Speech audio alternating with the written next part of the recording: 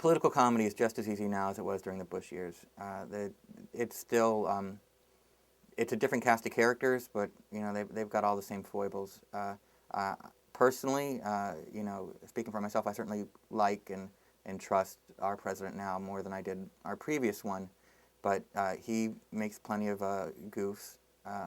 I certainly don't approve of everything he does, and there's a cast of characters in Washington right now that are absolutely as hilarious as anyone who was there during the Bush years. We're always looking to keep it fresh, and that's not so much because we're scared we're going to lose the audience. It's more we don't want to lose our own interest. You do the show 4 days a week, however many weeks a year, you can get bored by doing it. So we have to keep making it exciting for ourselves.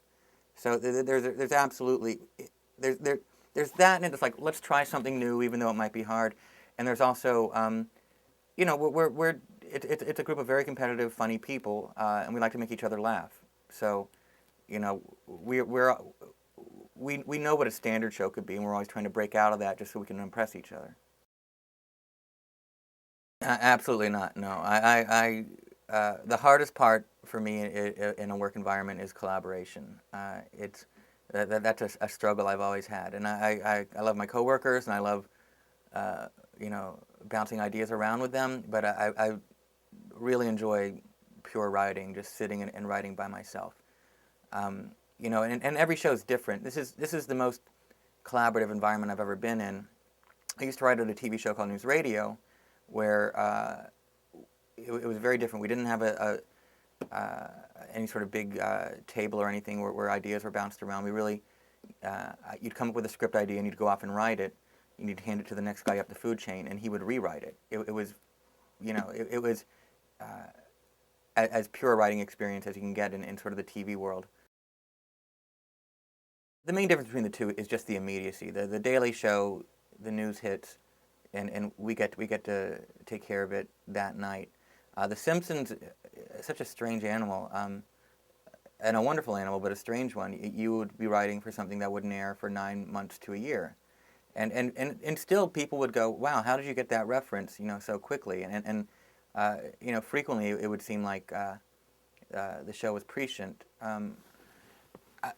I enjoyed The Simpsons, but I tell you what, I like the immediacy of The Daily Show more. It's frustrating to write something and then not see the finished product for a year.